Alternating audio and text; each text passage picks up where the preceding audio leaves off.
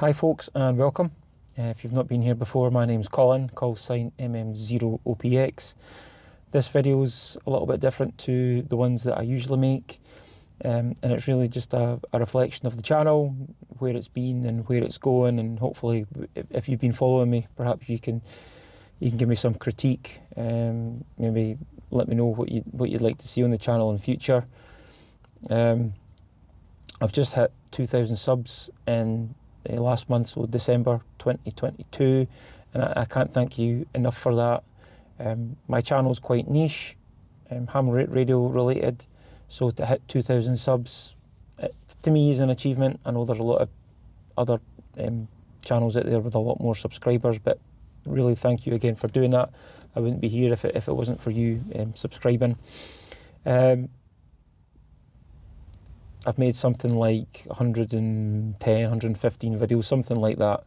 And I think that is probably quite a lot for considering my subscriber count, but never mind, it's quite niche content that I make.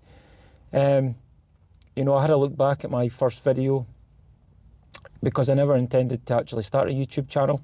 It was never the intention.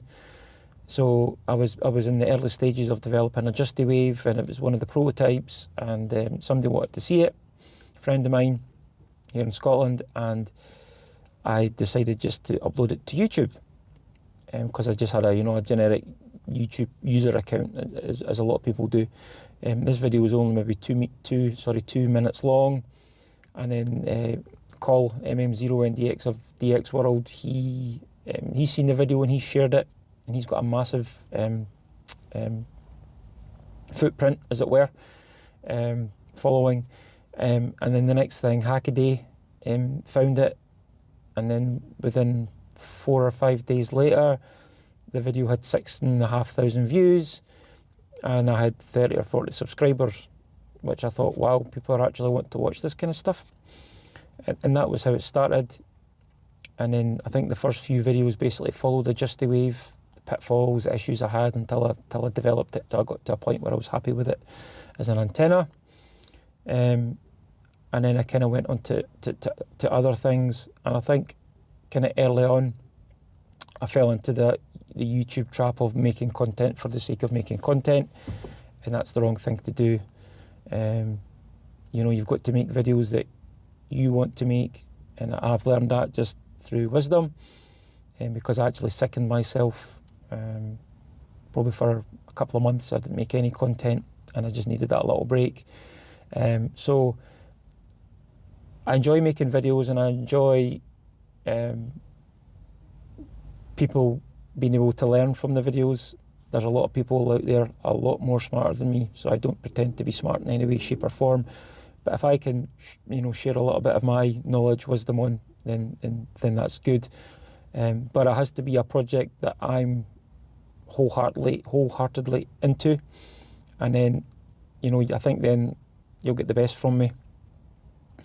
This year, take example, the end-fed half waves, or last summer, if somebody had said to me 12 months ago, could you do a video on end-fed half waves, I would have said no.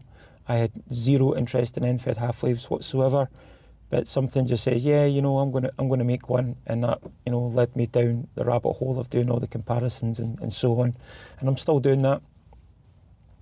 So I actually bumped up the channel quite a bit. People do actually like to watch that type of thing, and I've enjoyed it. Developing a couple of end-fed half waves, one for low power, one for 100 watts for myself, and I've really enjoyed that.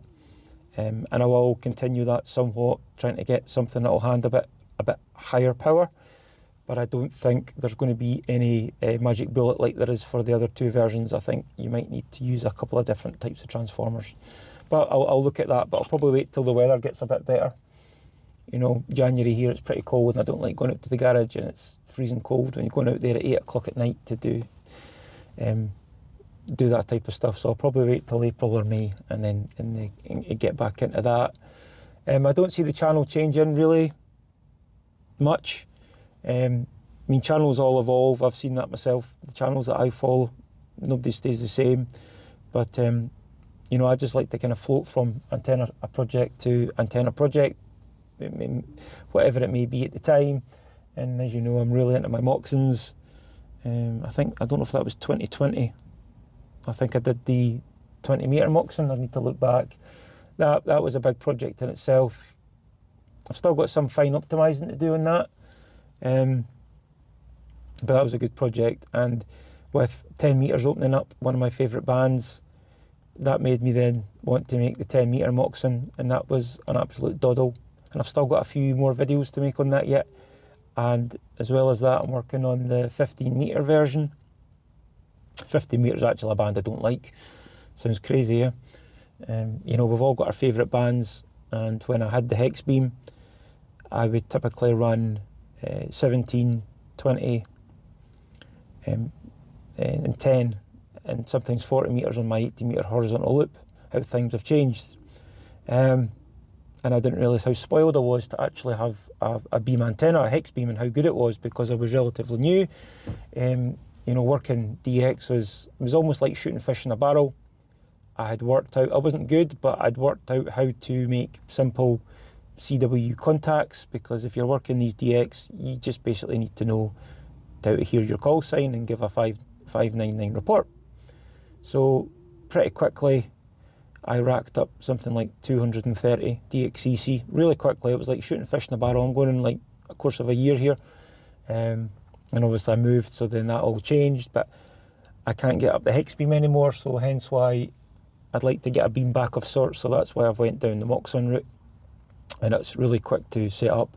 And if you've got a small garden, then you can use the Moxon. It's not difficult. It's a relatively inexpensive antenna. Certainly when you compare it to commercial offerings, there's nothing cheaper out there. Probably what's going to cost you the money is how you're going to support it, whether it be 12 metre spider beam pole or perhaps an aluminium pole. You could even put it on the side of your house, an ND neither rotator, so on. So I'm going to do a few videos on that. Rotary dipole, I kind of started that, but I lost interest. So a 20 metre rotary dipole, again, I had a commercial version way back, worked really, really well.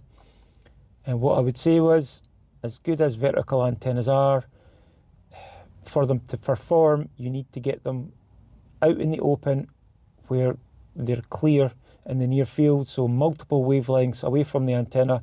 You need that in order to get that low angle of radiation coming in. If you don't, then you lose it. And I've noticed that in a suburban environment, and where the dipole actually beats that.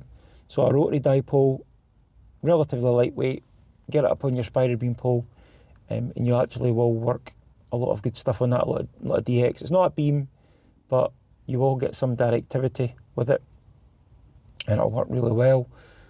The 80 metre vertical project, that's all built, complete. I just need to get out to test it. 80 metres is really a band for the winter, and because it's a ground mounted vertical, quarter wave effectively, but linear loaded, I need, the way that my garden's configured with the furniture that's in it, I'm not going to be able to do it there, so I need to get another source to do that, and preferably get it up and get it tested for a couple of days. So I'm not quite sure. Hopefully I can get it done the winter of 2023, 2024, so that's a little bit off. So I don't have too many other antenna projects apart from that. The half square, that's the other one. Half square, but being fed with end fed half wave transformer, which will be the 56-to-1. I need to do that. Again, it's almost built. I just need to fit the wire to the reel. Again, I can't do it in my garden, so I need to go elsewhere to do it to get the space. But I do have two 12 metre spider beam poles, and I'll use those. Certainly for the 40 metre version, I'll need those.